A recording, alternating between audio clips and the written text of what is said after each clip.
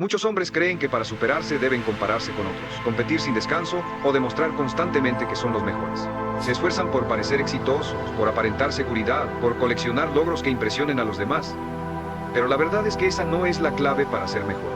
Ser mejor que el 90% de las personas no se trata de pelear con el mundo, sino de dominarse a uno mismo. Yo, Brian Tracy, he aprendido que la verdadera superación empieza en silencio, cuando nadie te aplaude, cuando nadie te exige. Se forja en la disciplina que mantienes cuando nadie te ve, en la mejora constante que haces por ti y no por los demás.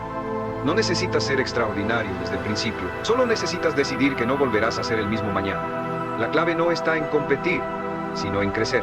Y cuando creces cada día, sin excusas, sin descanso, sin distraerte con lo que hacen los otros, pronto te das cuenta de que no necesitas compararte con nadie, porque ya te has separado del resto, ya estás en movimiento.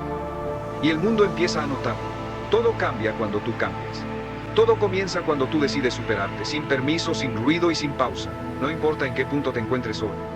No importa si sientes que has fracasado demasiadas veces, si te cuesta empezar, si los demás te han superado, o si tu vida parece estancada, porque la superación no comienza en la cima, comienza abajo, comienza en el momento en que te hartas de tu propia mediocridad, en el instante exacto en que te dices, con brutal honestidad, esto ya no es suficiente, yo quiero más. Ese momento es poderoso porque encierra una decisión que, si la sostienes con disciplina, puede cambiar tu vida para siempre.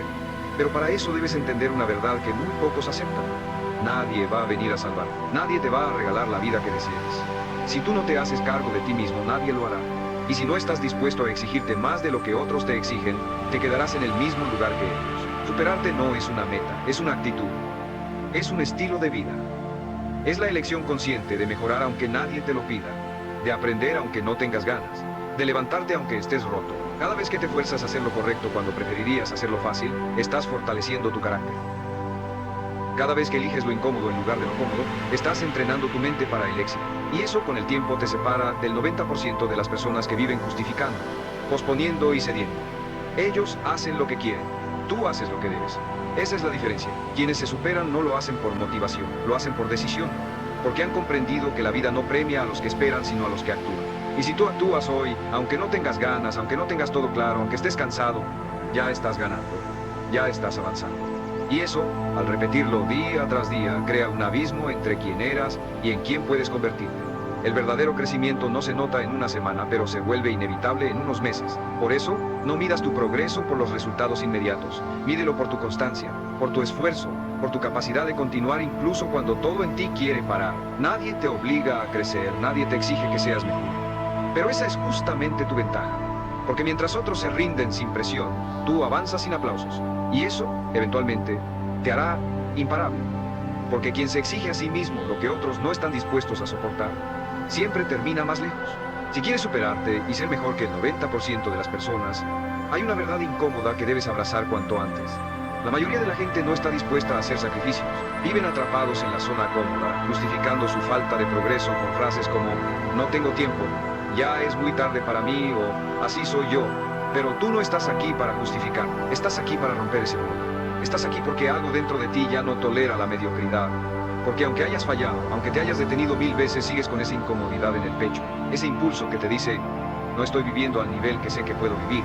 Y ese impulso es el inicio de la transformación. La superación no tiene que ver con talento, tiene que ver con resistencia. Con la capacidad de soportar el aburrimiento de la disciplina, con el carácter para decir no a lo que te desvía.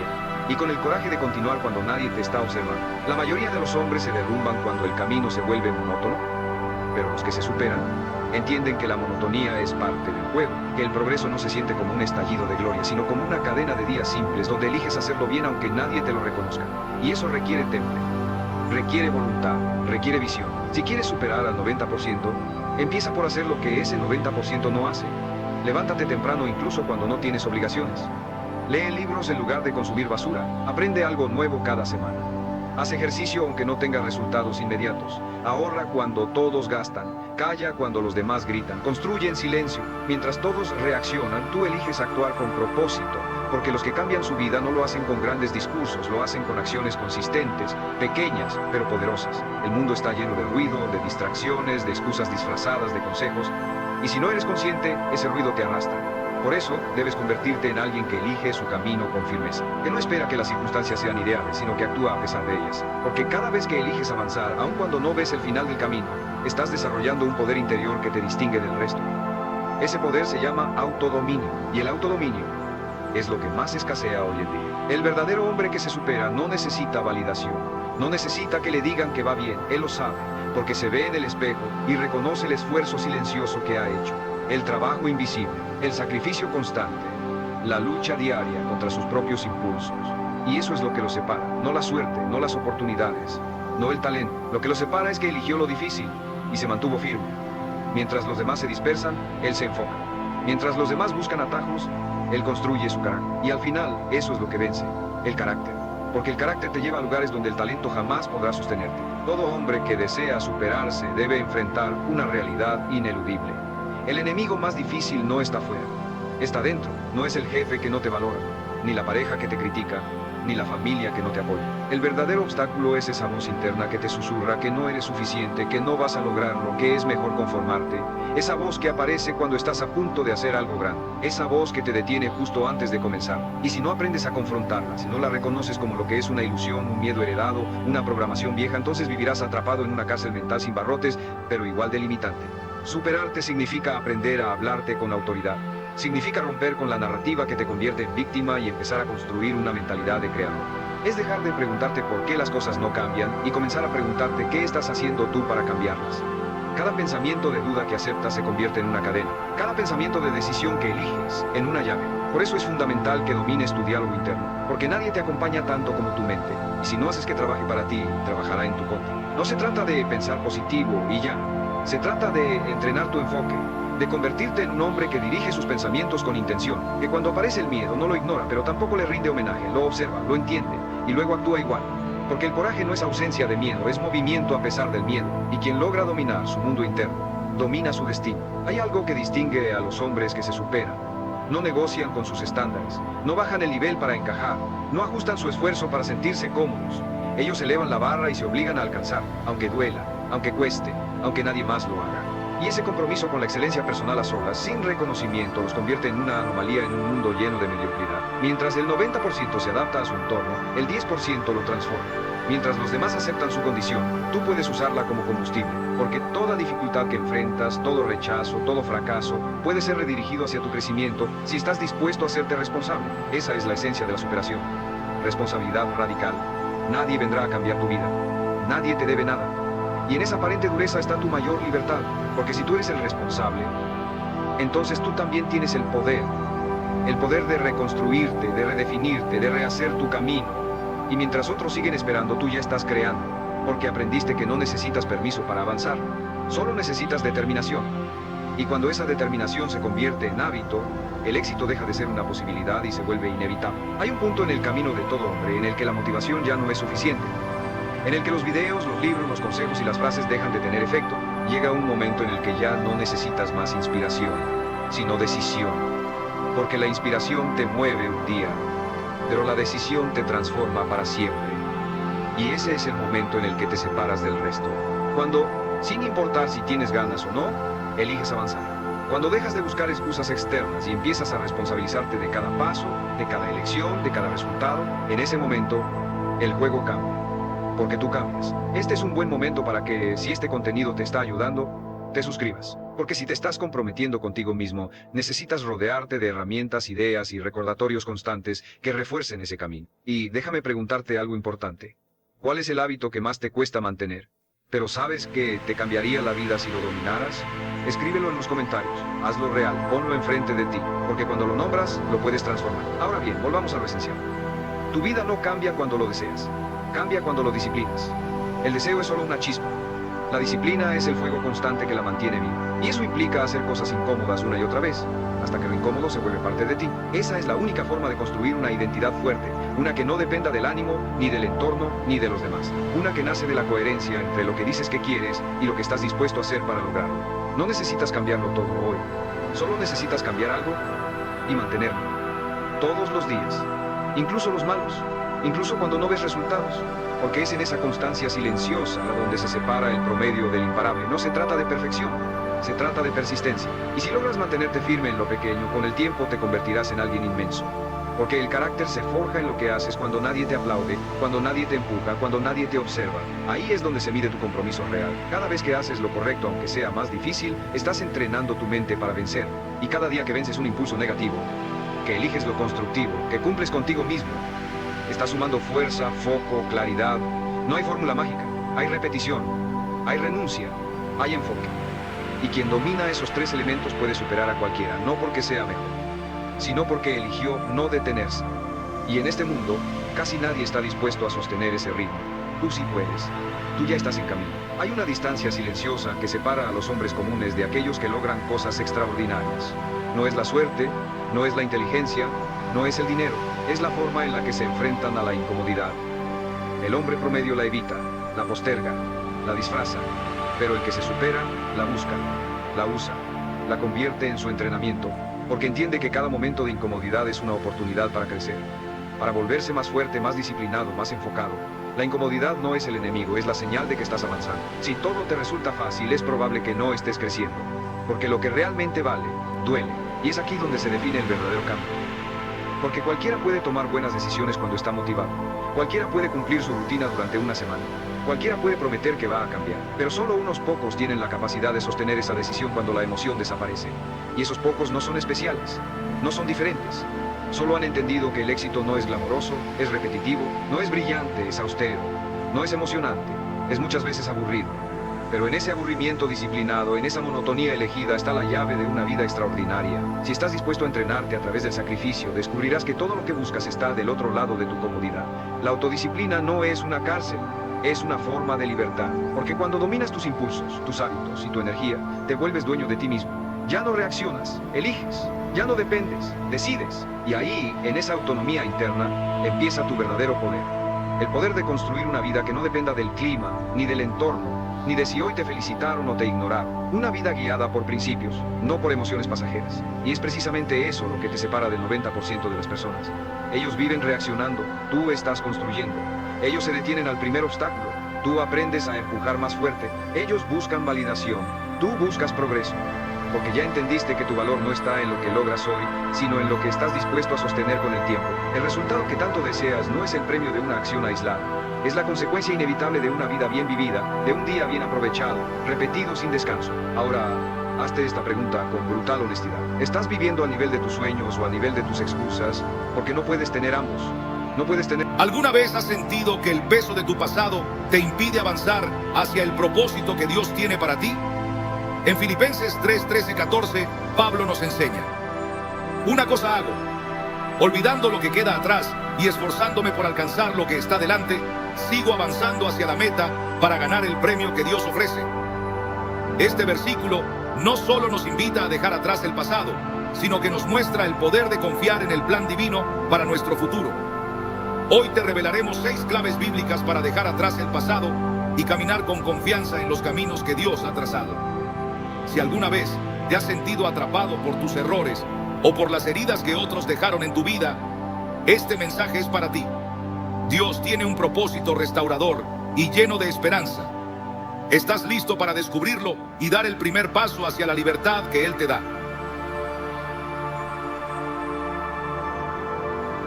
Dejar atrás el pasado no es solo una decisión, sino un acto de fe que nos conecta directamente con el propósito eterno de Dios para nuestra vida. Sin embargo, ¿qué significa realmente soltar aquello que nos pesa?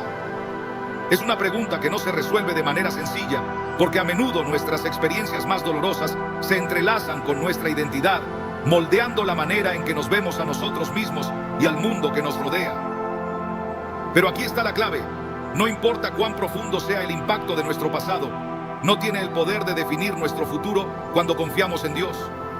Él nos invita a soltar el peso que llevamos, no porque quiera que olvidemos lo que hemos vivido, sino porque desea que vivamos libres de aquello que nos mantiene atrapados. Olviden las cosas de antaño, ya no vivan en el pasado, voy a hacer algo nuevo. Isaías 43, 18, 19. Estas palabras pronunciadas por Dios a través del profeta Isaías son una promesa que trasciende el tiempo y las circunstancias. Imagina por un momento a alguien que camina por el desierto llevando una carga pesada en la espalda. Cada paso se siente más difícil que el anterior, cada respiración se convierte en un esfuerzo y la meta parece inalcanzable. Esa es la imagen de lo que sucede cuando intentamos avanzar en la vida sin soltar el peso de lo que quedó atrás. Pero Dios no nos diseñó para vivir de esa manera. Él no desea que carguemos con la culpa, la vergüenza o el resentimiento que nos agobia. Por eso, Jesús nos hace una invitación clara. Vengan a mí todos ustedes que están cansados y agobiados, y yo les daré descanso. Mateo 11:28. Este descanso no es simplemente físico, es un descanso para el alma, un alivio profundo que solo puede venir de entregar nuestras cargas a aquel que tiene el poder de llevarlas. La historia de José es un ejemplo vivo de lo que significa soltar el pasado y confiar en el plan de Dios. Imagina por un momento la profundidad de su dolor, traicionado por sus propios hermanos, vendido como esclavo, acusado falsamente y encarcelado injustamente. Si alguien tenía razones para aferrarse al resentimiento, era José. Sin embargo, lo extraordinario de su historia no es solo su ascenso al poder en Egipto, sino la forma en que eligió interpretar su sufrimiento a la luz del propósito de Dios.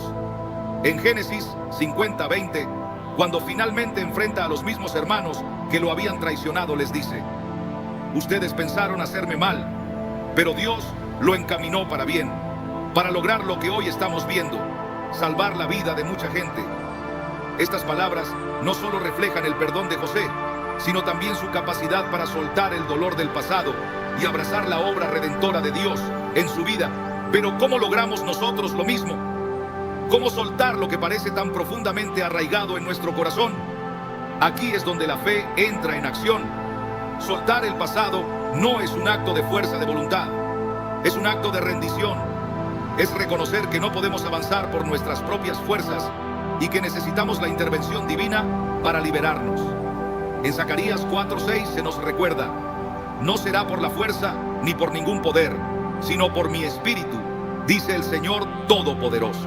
Esto significa que no tenemos que enfrentar esta lucha solos.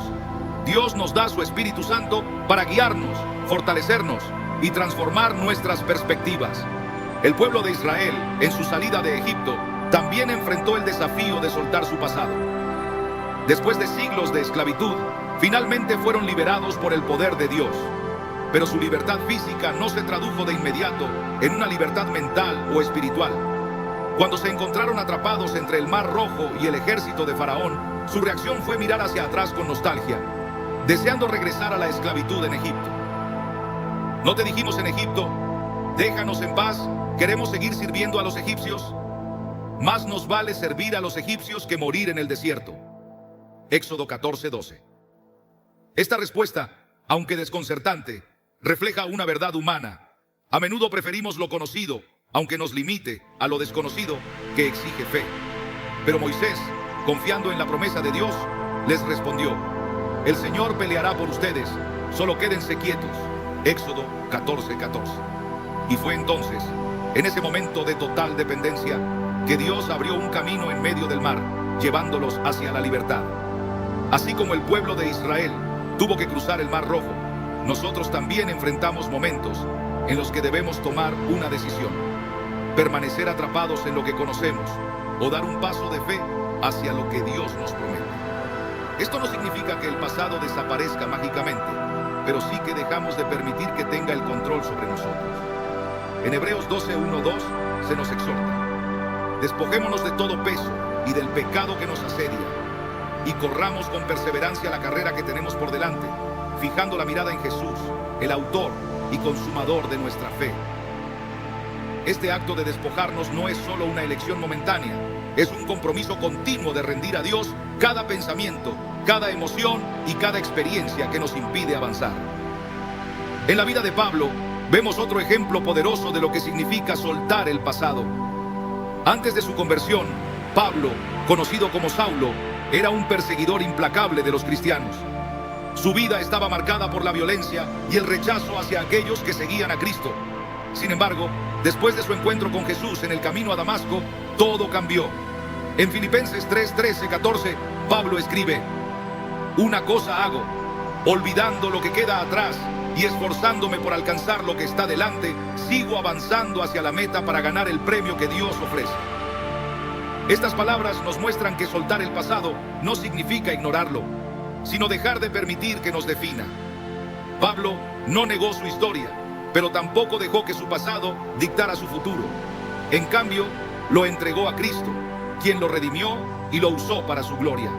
A veces, soltar el pasado significa entregar nuestros sueños no cumplidos, nuestras expectativas frustradas y nuestras heridas más profundas. Esto puede ser doloroso porque implica reconocer que no tenemos el control, pero es precisamente en esa rendición donde encontramos verdadera libertad.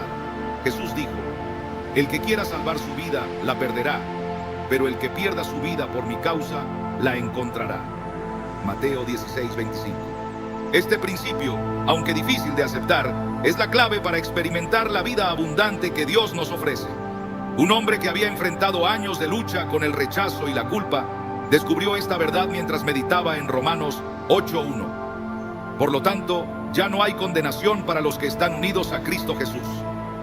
Durante mucho tiempo, había permitido que su pasado lo definiera, creyendo que nunca podría ser completamente aceptado por Dios debido a sus errores.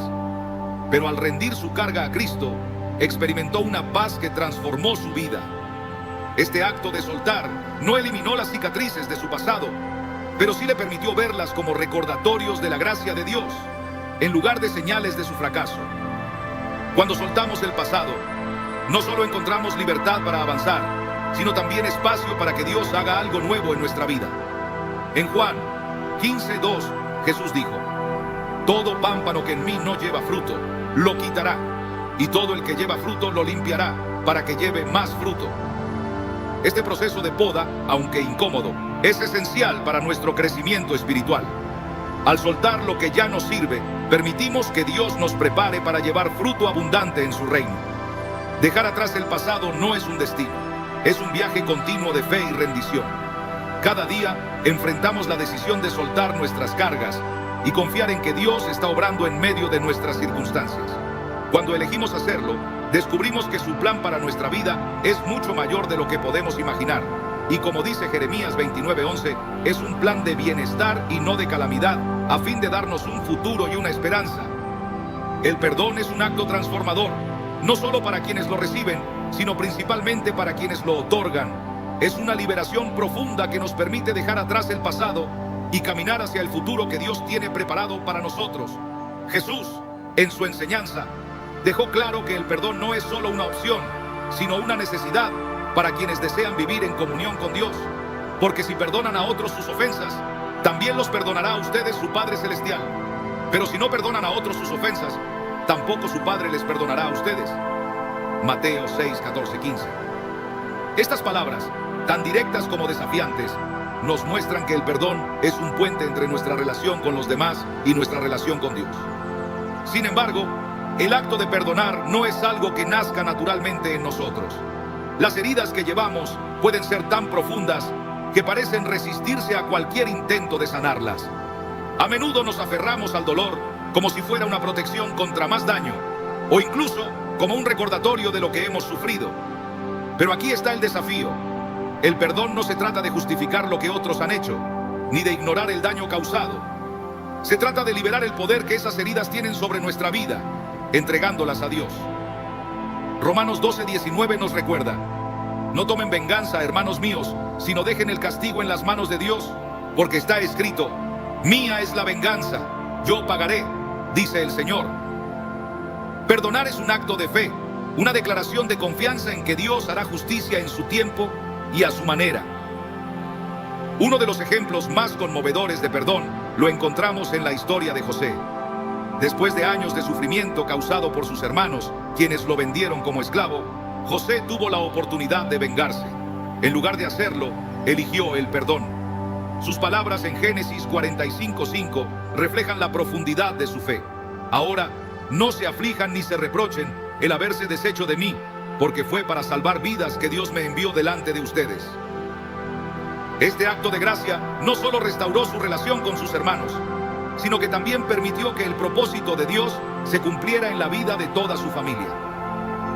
José entendió algo crucial. El perdón no borra el pasado, pero sí transforma la manera en que lo llevamos.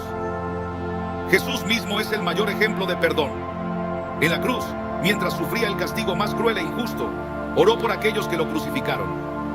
Padre, perdónalos porque no saben lo que hacen. Lucas 23:34. Estas palabras, pronunciadas en medio de su agonía, no solo nos muestran la profundidad de su amor, sino también el estándar divino del perdón. Si Jesús pudo perdonar a quienes lo rechazaron y lo torturaron, ¿qué nos impide a nosotros liberar a aquellos que nos han herido? El perdón no es una señal de debilidad, sino una manifestación del poder transformador de Dios en nuestras vidas. A menudo, el mayor obstáculo para perdonar no es el otro, sino nuestro propio corazón. Guardar rencor puede parecer una forma de protegernos, pero en realidad nos encierra en una prisión de amargura y resentimiento. En Hebreos 12:15 se nos advierte: asegúrense de que nadie deje de alcanzar la gracia de Dios, de que ninguna raíz de amargura brote y cause dificultades y corrompa a muchos. La amargura no solo afecta nuestra relación con Dios, sino también con quienes nos rodean, contaminando cada aspecto de nuestra vida.